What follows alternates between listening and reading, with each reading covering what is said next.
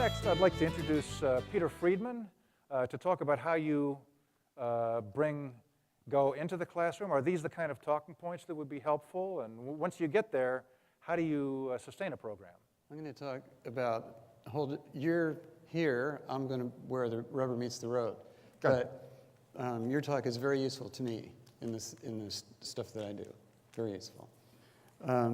I've written a paper which you can read, but my goal today is rather to kind of talk to you a little bit, and please feel free to interrupt and we can have a conversation. And I'm serious. Keep enough time for the other guys. Well, when my time runs out, we'll stop. 10, 15 minutes. Yeah. So it doesn't matter. I'm going to start with my conclusion, which is, you want me to look over here? My audience is over here. My audience is over here. Oh. It's hard to have a conversation when you're looking over here. My conclusion is that you should start a team if you're going to teach Go to children. And the reason is, there are a lot of reasons to do that. I've been struggling with the issue of how do you teach children to become Go players or make it more likely that they'll be Go players, as opposed to just teaching them Go and then they don't become Go players. I think the curricular aspect of teaching beginners to play Go is a solved problem. It's very easy to do.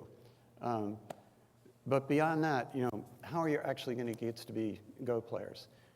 So I've been teaching in this particular school for 3 years now. And it's a chess Go club. Half the kids are in, there's about 40 kids in the program. Half of the kids are in chess for a month, half are in Go, and then we switch. So I've done a number of things to try and get kids, more involved. So I've started a ladder, that seemed to help. I run ongoing tournaments in the program, and these things help. But this last year I did something that I hadn't done before, still struggling with the issue of how am I really going to, I'm teaching these kids to play Go, but I don't feel like I have Go players. So I said, who wants to be on a team? Hands go up. And, this is the way America works.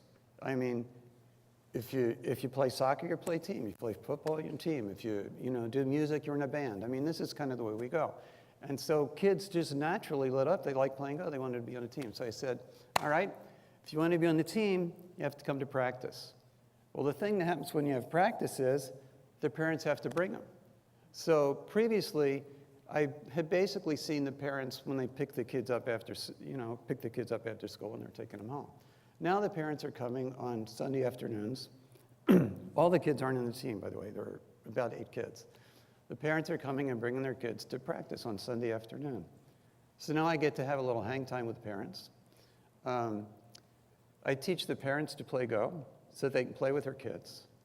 In this country, if a kid is going to be involved in something and there's no parent support, it's just not going to happen. But if the parents begin to appreciate what the kid is doing, the parents learn how to do it, the parents support it, the parents are involved, then I think we have a much better chance. So that's one thing that happened when I started a team. I got parents involved. So when we had a team, we began to have matches, of course. And some of these matches are online, and some of them are with other groups where kids are playing Go in Portland. But when we're playing a match on KGS with Sid's kids, or with Roxana's kids, both of which we've done, then we have to gather the kids into one place and bring all their computers. So some parent is a host, so a parent is also involved in this.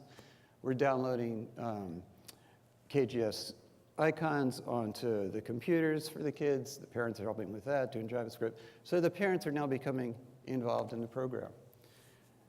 So then, when you have a team, I think the kids' relationship to Go is more like their relationship to other teams that they're on.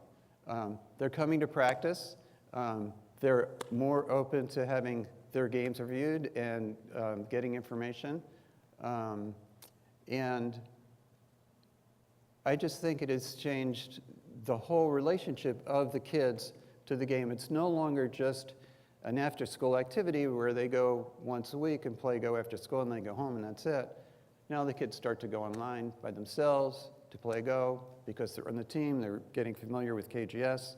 And so anyway, that's my basic point is if you're working with children and you want them to become Go players, start a team which changes their relationship to Go and involves the parents.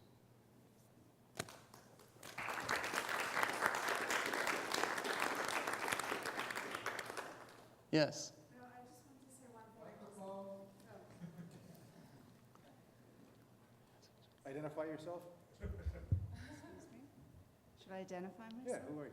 Driver's license. I'm not dressed appropriately to identify myself. I am Amy Handelsman. I'm the executive director of the United States Mind Sport Association, and I was involved in the symposium that Roy spoke about. And we had sort of hack-style breakout groups about sort of what an ideal universe we'd want to do. And actually, I can't credit anybody but our leader, a professor named Charles Nesson, a law professor at Harvard, with this. He wants to do a little league of mind sports, which is just brilliant, which is basically what you're saying. But the concept of it is teams being able to play other regional teams, and also the notion in the way American society works is by sponsorship. So you can have the pizza parlor, instead of sponsoring the Little League baseball team, sponsor the Go team or the chess team or the bridge team or whatever.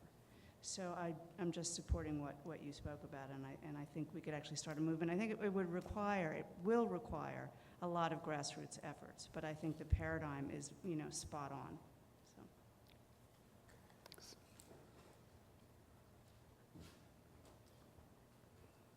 I've been struggling with starting and introducing Go into my community.